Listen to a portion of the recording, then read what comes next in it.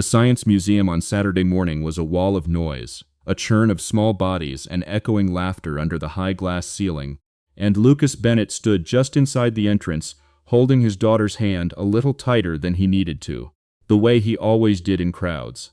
Molly was 5, all elbows and curiosity, tugging toward the dinosaur skeleton that hung suspended near the ticket counter, its ribs catching the morning light in long pale stripes across the floor. He let himself be pulled. He had promised his wife, back when Molly was still small enough to nap through an entire afternoon, that he would bring her here on her 5th birthday, to the exhibit with the erupting volcano and the water tables where kids could build little dams out of foam blocks. 2 years ago that had felt like a simple promise, an easy one, the kind you make without thinking twice. It had gotten harder to keep since Sarah died. Not because he'd forgotten it, but because every place they'd planned to go together now carried a second, quieter weight, and walking through the museum doors alone with their daughter meant walking through them for 2 people instead of 1.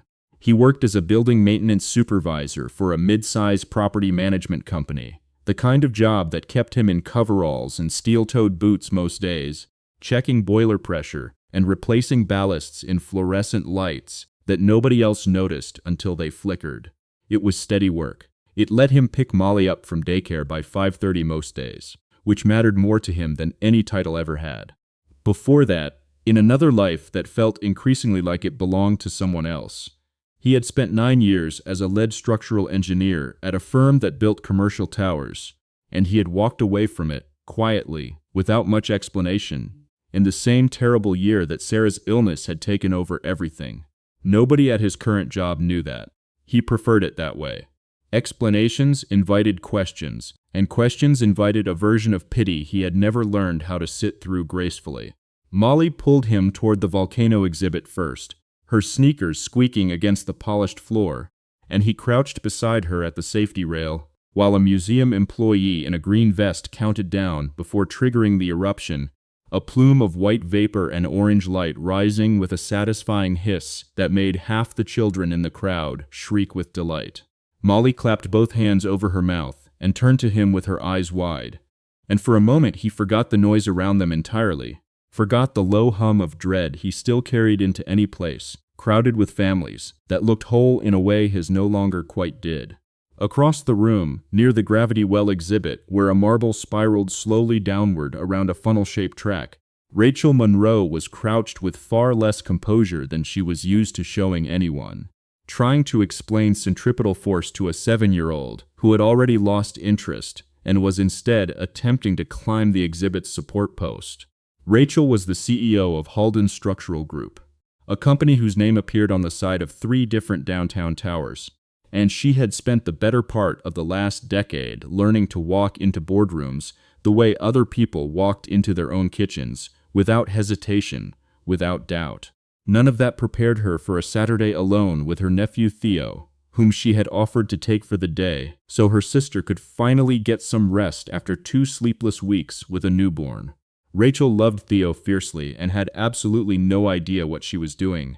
The museum had seemed like a reasonable plan an hour ago. Now it felt like a labyrinth built specifically to expose every gap in her competence. She had lost track of Theo twice already, both times finding him within 30 seconds. But each disappearance had left her stomach in a knot that no acquisition negotiation had ever come close to producing.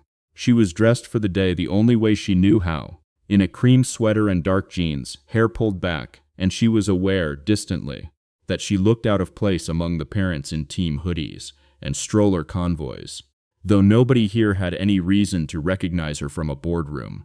It was in the crowded transition between the physics wing and the space exhibit, where the crowd bottlenecked hard around a narrow doorway, that the 2 families collided without ever quite deciding to. Molly, overwhelmed by the sudden crush of bodies pressing in from every direction, reached blindly for a hand, the way children do when the world gets too big too fast, and closed her small fingers around the nearest one she could find. It happened to belong to Rachel Monroe. Rachel looked down, startled, at the small hand gripping hers with total, unthinking trust, and for 1 full second she simply stood there, frozen, feeling something in her chest tighten and loosen at the same time. Lucas turned at the exact moment he realized Molly wasn't holding his hand anymore, and his stomach dropped the particular way a parent's stomach drops in a crowd. A half-second of pure animal alarm before his eyes found her 3 feet away, safe, gripping a stranger's hand instead of his. "I'm so sorry," he said immediately, already reaching for his daughter, already rehearsing the apology in his head before it left his mouth. "She does that when it gets loud. She just grabs whoever's closest. But an older woman standing nearby, watching the whole small scene unfold with the easy warmth of someone who'd raised children of her own decades ago, smiled and said, to no one in particular and everyone at once, "What a beautiful family." Lucas felt his face go warm, opened his mouth to correct her, to explain that this woman was a stranger, that there had been a mix-up, and Rachel, still crouched slightly, still holding Molly's small hand in hers, only smiled. She didn't correct the woman. She didn't pull her hand away. For reasons she couldn't have explained in that moment even to herself.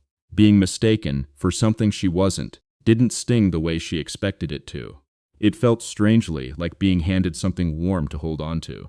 It had been years since anyone had looked at her and seen anything other than the CEO, the decision-maker, the woman who signed off on things. It had been longer still since anyone had looked at her and seen, even by accident, a mother.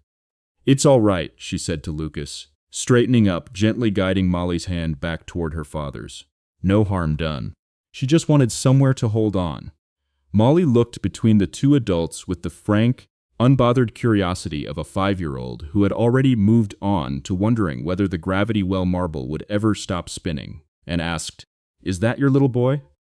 Rachel glanced back at Theo, who had wandered a few feet away and was now pressing his whole face against the glass of a display case. "He's my nephew," she said. "I'm borrowing him for the day." "I'm borrowing him too," Lucas said, before he'd fully thought it through, nodding at Molly, and it took him a beat to hear how strange that sounded.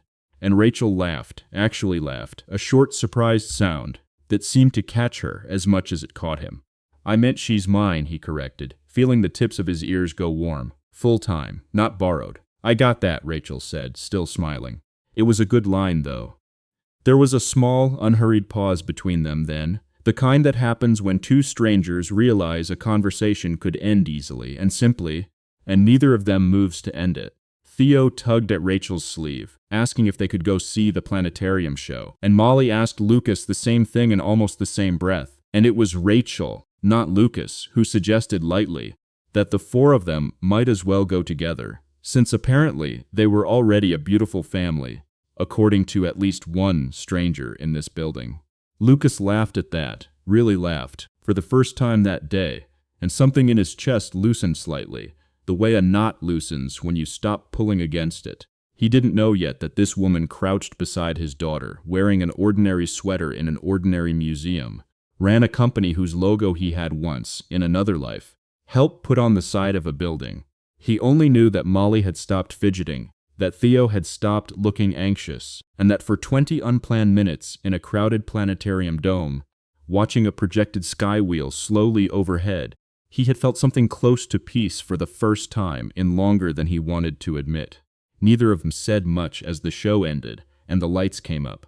But as they walked out together toward the gift shop, the kids trailing ahead of them arguing cheerfully about which stuffed planet to buy, Rachel found herself glancing sideways at Lucas more than once, noticing the quiet, careful way he moved through the world, the way he crouched instantly to Molly's eye level whenever she spoke to him, the way he never once raised his voice even when Molly knocked over a display of magnetic puzzle pieces near the register. It was a kind of steadiness she hadn't encountered in a long time, not in the men who sat across from her in negotiation rooms, not in anyone lately. She didn't know his last name yet. She didn't know that 3 years earlier, before grief had rearranged his entire life, he had signed off on load calculations for towers not unlike the ones bearing her company's name. She only knew that when the older woman at the doorway had called them a beautiful family, some old, tired part of her had quietly wished, just for a moment, that it were true. They exchanged numbers before they left the museum that day, not with any particular plan in mind, but because Theo and Molly had struck up the specific, ferocious friendship that only small children manage on short notice, and both adults found themselves agreeing, almost sheepishly, that it would be nice for the kids to see each other again. Rachel typed her number into Lucas's phone under the name Rachel M., and it didn't occur to either of them in that moment, standing near the gift shop with two exhausted, sugar-happy children between them, that they were standing on the edge of something that would reshape both their lives. The weekend outings that followed came easily at first, the way things do before anyone has decided what they mean. A Saturday at the small zoo across town, where Molly refused to leave the otter enclosure, and Theo narrated an elaborate imaginary rivalry between two of the seals. A rainy afternoon at an indoor trampoline park, where Rachel, against every instinct of professional dignity she had cultivated over a decade, let herself be talked into bouncing alongside the kids until her sides ached from laughing. Lucas noticed, each time, how different she seemed out here than the handful of times he glimpsed the version of her that must have existed at work. The woman who answered a call in a clipped, efficient voice and then apologized for taking it. The woman whose phone buzzed constantly with messages she mostly ignored until the kids were occupied. He didn't ask what she did for a living, not really, and she didn't offer it. And there was a strange comfortable ease in not knowing, in just being two adults who liked watching their kids laugh. He also didn't tell her what he used to do, back before Sarah got sick, back when his name had been stamped on structural drawings for buildings that still stood downtown. It wasn't that he was hiding it exactly. It simply never came up in a way that felt natural, and some quiet, self-protective part of him preferred it that way.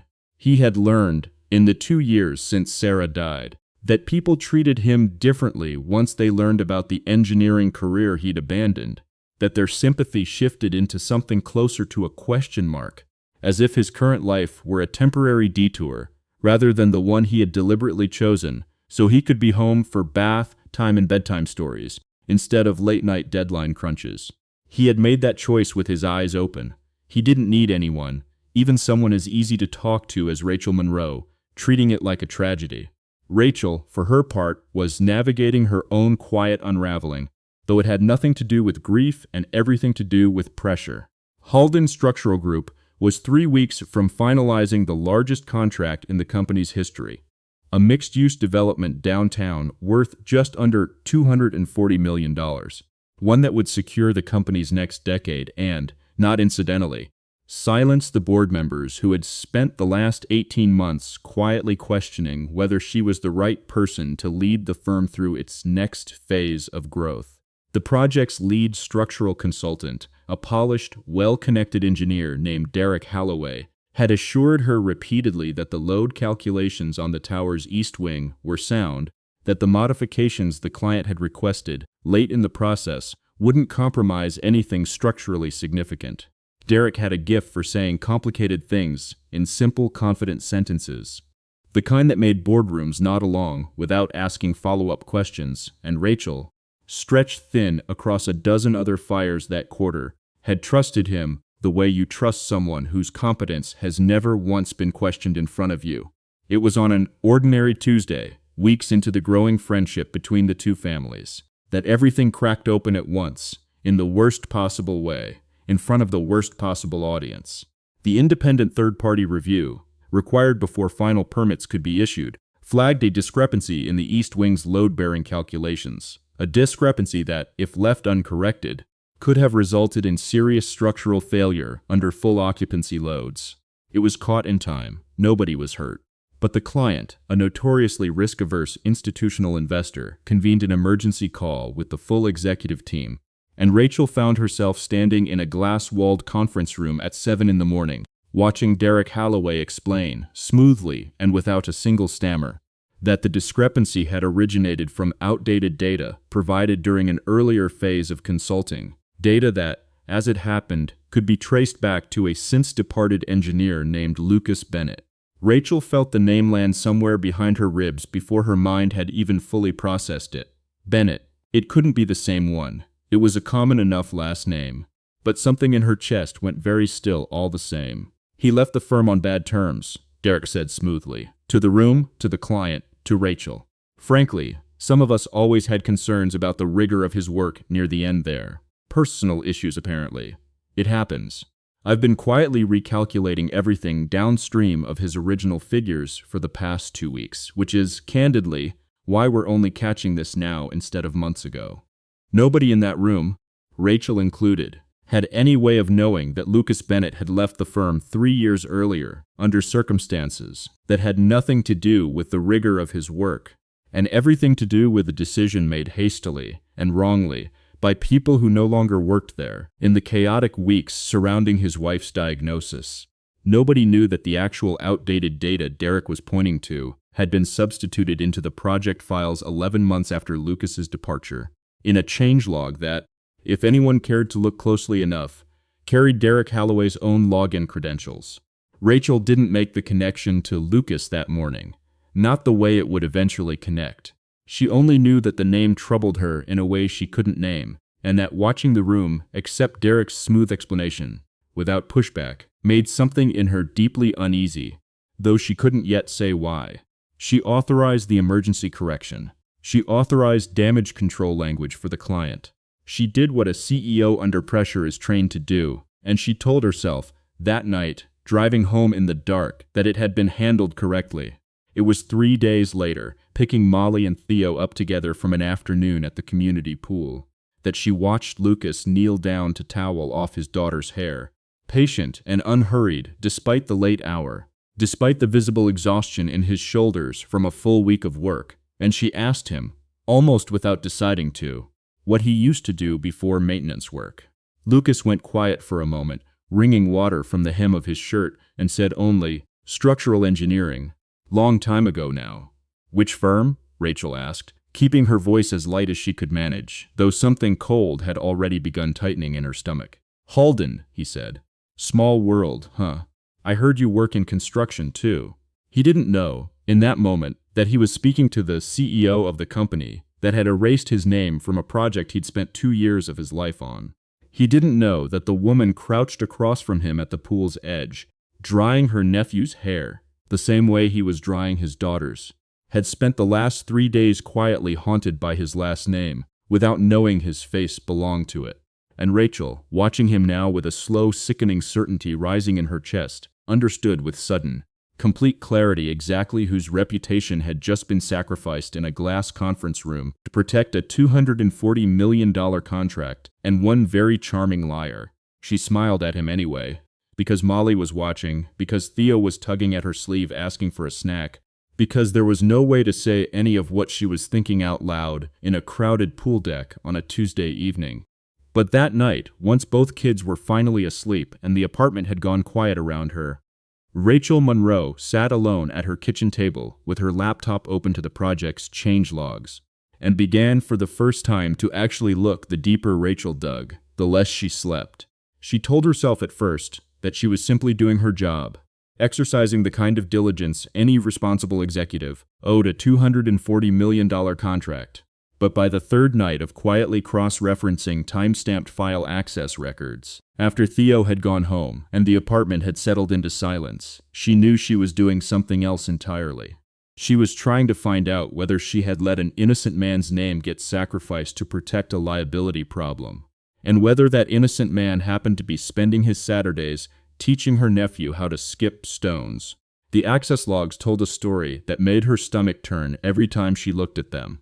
The load calculation revisions Derek had blamed on Lucas's outdated data had, in fact, been modified 11 months after Lucas's departure from the firm, under a login timestamp that traced back, unmistakably, to Derek Holloway's own credentials. It wasn't proof of malice, not on its own, not yet. It could theoretically have been an oversight, a misfiled correction, an honest mistake buried in years of project history. But Rachel had run enough companies and sat through enough carefully worded denials to recognize the particular shape of a cover story when she saw one, and this had that shape exactly. She brought her concerns, carefully and quietly, to Priya Desai, the firm's sharp, unflinching director of project analytics, a woman who had a reputation internally for asking the one question everyone else in the room was too polite to ask. Priya pulled the full audit trail without being told why, ran it twice to be certain, and came back to Rachel's office 2 days later with a face Rachel had never seen her wear before. It's not just the one discrepancy, Priya said, closing the office door behind her before she spoke further. There's a pattern. 3 separate projects over the last 4 years, where structural revisions got quietly reattributed after the fact, always right before a deadline, always benefiting the same person's numbers. I went back and pulled the original personnel file on the Bennett departure too, since his name kept coming up in the older records. She hesitated. It doesn't look like he was let go for cause, Rachel. It looks like someone made that decision very fast, during a week when his wife was in the hospital, and nobody with real authority ever actually reviewed it. Rachel sat with that for a long moment, feeling something cold and furious settle behind her sternum. She thought of Lucas, kneeling at the edge of the community pool, patiently drying his daughter's hair, never once mentioning any of this, never once asking her for anything, never once behaving like a man carrying a grievance. She thought of how easily she had accepted Derek's smooth explanation in that glass conference room, how instinctively the room had trusted his confident tone over the absence of a man who wasn't even there to defend himself. Pull everything, she told Priya, quietly.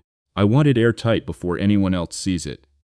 It was around this same time that a second crisis landed on Rachel's desk, one that had nothing to do with Lucas Bennett and everything to do with the fragile state of the $240 million contract itself. The client's legal team, spooked by the earlier discrepancy despite the emergency correction, demanded an independent forensic structural audit of the entire East Wing before they would release the next phase of funding, an audit that would take 6 weeks minimum and cost the company nearly $400,000 it hadn't budgeted for. The board, already restless, treated the demand as confirmation of exactly the concerns some of them had been quietly voicing about Rachel's leadership for the better part of 2 years. 2 board members requested an emergency session. The words leadership transition appeared, for the first time in writing, in an internal memo Rachel wasn't supposed to have seen but did anyway. She was, by any reasonable measure, facing the most dangerous 6 weeks of her career, and she chose, in the middle of it, to spend an evening she didn't technically have driving across town to find Lucas Bennett's apartment. She hadn't planned exactly what she would say. She only knew she couldn't keep sitting across from him on playground benches, watching him laugh at something Theo said, knowing what she now knew about how the company bearing her name had treated him. He answered the door in sweatpants and a faded college t-shirt, Molly's cartoons audible from somewhere behind him, and his expression shifted from surprise to careful the moment he saw her face. "Can I come in for a minute?" she asked. "There's something I need to tell you, and I think you deserve to hear it from me directly instead of finding out some other way." She told him everything, standing in his small kitchen while Molly's cartoon theme song played faintly down the hall. The discrepancy, Derek's explanation in the conference room, the access logs, the pattern Priya had found, the likely truth about his departure 3 years earlier, rushed through in a week when he had far bigger things to worry about than office politics. She watched his face carefully as she spoke, braced for anger, for the kind of righteous fury she privately felt he was entitled to. Instead, he simply went very still, the way she'd come to recognize as his particular response to anything that mattered deeply to him, and when he finally spoke, his voice was quiet and even. "I appreciate you telling me," he said. "But I need you to understand something. I didn't leave that firm because I was fighting for my name. I left because Sarah was dying, and Molly needed a father who came home every night, and none of that math ever changes for me, no matter what you find in those logs." He paused, looking down at his hands. "If you're offering me my old title back, or some settlement, or an apology dinner with the board, I don't want it. What I want, if you actually find proof of what you're describing, is for it to matter for the next person. Somebody younger, without a kid to protect, who might not survive getting erased the way I almost did." Rachel felt something in her chest crack open at that, something that had nothing to do with contracts or boards or $400,000 in unplanned audit fees. She had spent years surrounded by people who wanted more the moment they sensed weakness in a system, and here was a man asking for almost nothing for himself, while quietly holding a door open for strangers he'd never meet. "I'm not going to let this disappear," she told him, "whatever it costs." He nodded slowly, and something passed between them in the small cartoon-lit kitchen that neither of them tried to name out loud. It would be 5 more weeks before the forensic audit results landed on Rachel's desk in full. 5 weeks, during which the board's patience thinned to almost nothing, during which Derek Holloway grew visibly, carefully anxious every time Priya's name came up in a meeting, and during which Rachel Monroe found herself, more than once, staring at her phone at midnight, wanting to call a man she had no professional reason to be calling at all. The forensic audit results arrived on a Thursday morning in a report just under 200 pages long, and Rachel read every one of them before the sun came up. The structural discrepancy that had nearly derailed the largest contract in the company's history had nothing whatsoever to do with Lucas Bennett's original calculations, which the auditors confirmed, page after methodical page, had been sound, conservative, and in several places more rigorous than industry standard. The actual fault traced cleanly to a set of load modifications entered 11 months after his departure, modifications that matched, keystroke for keystroke, the login pattern Priya had already flagged. Derek Holloway had not made an honest mistake. He had cut a corner to save 2 weeks on a deadline 3 years earlier, buried the change under a departed engineer's name when the discrepancy finally surfaced, and spent the following weeks smoothly, confidently, repeatedly lying to a room full of people who had no reason to doubt him. Rachel called an emergency meeting of the executive committee for that same afternoon, and when Derek Holloway walked in expecting another routine update on the audit timeline, he found Priya Desai already seated at the table with the full forensic report open in front of her, and Rachel standing rather than sitting, which in itself told him something had shifted. He tried at first exactly what Rachel had expected him to try: confident deflection. A calm explanation about context and complicated legacy systems, and how easy it was for timestamps to appear misleading to people who weren't in the technical weeds. He was good at it. Genuinely good, the same practiced ease that had carried him through 3 years of unchallenged authority. But Priya had come prepared for exactly this performance, and she laid out the pattern methodically, project by project, timestamp by timestamp. Each new page of the report visibly narrowing the room he had to maneuver in. By the time she reached the third instance, the one that predated even the Bennett departure, Derek's explanations had thinned into something closer to panic, his voice climbing half an octave, his hands moving too quickly as he reached for his own laptop to pull up the real records. Records that, of course, no longer existed to contradict what the auditors had already independently verified. "You let an innocent man lose his job and his name," Rachel said quietly, once he'd finally run out of things to say, "so you could hit a deadline 3 years ago. And when it finally caught up with you, you used his absence to protect yourself a second time." The board, informed in full an hour later, moved with a speed that surprised even Rachel.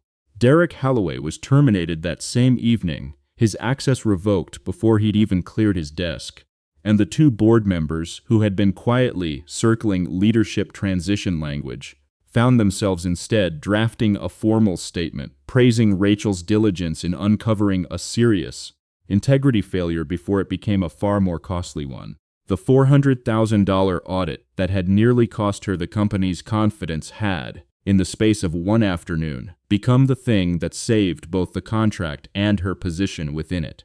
But Rachel wasn't finished, not by a long way. The following week, she requested a formal meeting with Lucas, not at his apartment this time, but in the same downtown office building where he had once worked, in a conference room 3 floors below the one where Derek's fabrications had first surfaced. She had prepared a full reinstatement offer, his original title restored, back pay calculated for the intervening years, a public correction to his personnel file, a formal statement acknowledging the wrongful termination. Lucas listened to all of it without interrupting, his hands folded on the table in front of him, the same stillness Rachel had come to recognize as the place he went when something mattered too much to react too quickly. When she finished, he was quiet for a long moment before he spoke. "I don't want my old job back," he said. "I built a life around a different set of hours now. Molly needs me home by 5:30, and I'm not giving that up for a title, not even one that's rightfully mine." He paused. "But I'll tell you what I would take. A structural review process that doesn't let one person's word overrule the actual data, especially when that person's getting paid to protect a deadline instead of a building. And I want whatever back pay you're offering to go somewhere it actually matters. Set up something for engineers who get pushed out during a family crisis, so the next person doesn't have to choose between fighting for their name and being there for the people who need them." Rachel looked at him for a long moment, something warm and unfamiliar settling in her chest, a feeling closer to admiration than she was entirely prepared for. "You could have asked for a lot more than that." "I know," he said simply. "I'm not interested in more. I just didn't want it to happen to somebody else the way it happened to me." It was later that same week, at a small company gathering meant to mark the finalized contract, that the truth about Lucas's original work became public knowledge among the people who had once dismissed him without a second thought. Priya presented a brief summary of the forensic findings to the assembled project team, careful and factual, naming Lucas Bennett's original calculations as the sound, uncorrupted baseline the entire audit had ultimately vindicated. A few older engineers in the room, people who had actually worked alongside Lucas years earlier, exchanged quiet, knowing looks. The particular expression of people remembering someone had been treated unfairly and never quite said so out loud at the time. One of them, a soft-spoken structural analyst named Priya's colleague Marcus, who had stayed silent out of his own fear of losing standing with Derek years earlier, approached Rachel afterward and admitted quietly that he'd always suspected something was wrong with how Lucas's departure had been handled and had never had the courage to say so. Rachel didn't tell Lucas about that conversation right away. She was still turning over, privately, everything else this had revealed to her. Not just about the company she ran, but about the life she had built around it.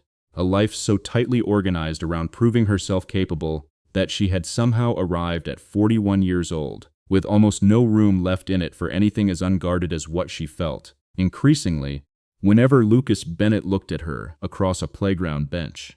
2 weeks later, at a birthday party for Theo that both families attended, Molly tugged on Rachel's sleeve during a quiet moment near the backyard fence and asked her, with the blunt honesty only a 5-year-old could manage, whether she and her daddy were going to get married. Rachel laughed, startled, and glanced across the yard to where Lucas was helping another parent light the candles on a cake, and found, to her own surprise, that she didn't have an easy joke ready to deflect the question with. Something had shifted, quietly, over the preceding weeks, in a direction neither adult had planned for, and neither was quite ready to name out loud.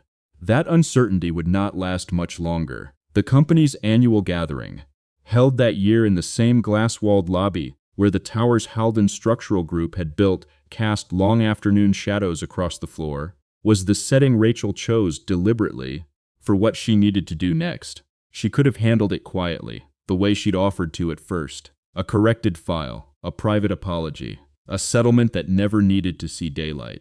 But she had come to understand, in the weeks since the forensic audit, that some corrections needed witnesses, not for Lucas's sake so much as for everyone still working under the assumption that confidence and correctness were the same thing.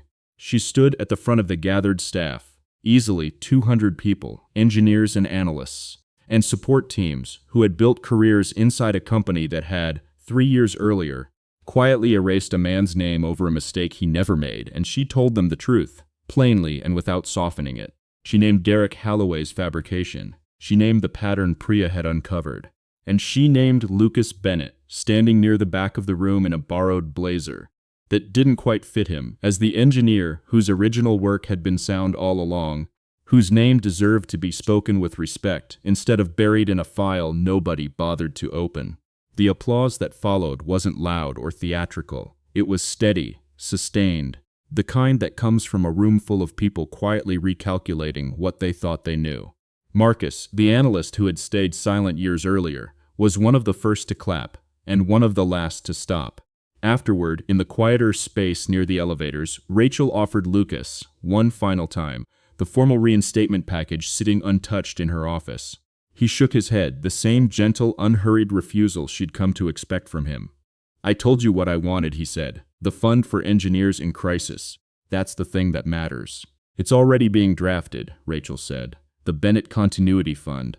Priya's heading it up." She hesitated, then added, quieter, "Though I should tell you, the board wants to put your name on it whether you like it or not. Consider that battle already lost." He almost smiled at that. The corner of his mouth, lifting in the restrained way she'd learned, meant he was genuinely moved and didn't quite know how to show it more openly. "Molly's going to want to hear all about this," he said. She still thinks you work at the zoo, by the way. I never corrected her. I might prefer that job most days, Rachel admitted. And for a moment they simply stood there together near the elevators. Two people who had built something neither of them had planned for out of a chance encounter in a museum crowd watching the late afternoon light move slowly across the marble floor. The quiet coda came weeks later, on an ordinary Saturday that carried none of the drama of the months before it. The four of them, Lucas and Molly, Rachel and Theo, had settled into a rhythm that no longer felt like coincidence or convenience, but something closer to a family finding its own shape in its own time. They were back at the Science Museum, the same one where it had all begun, standing near the same volcano exhibit, while Molly counted down the eruption alongside a new group of wide-eyed children.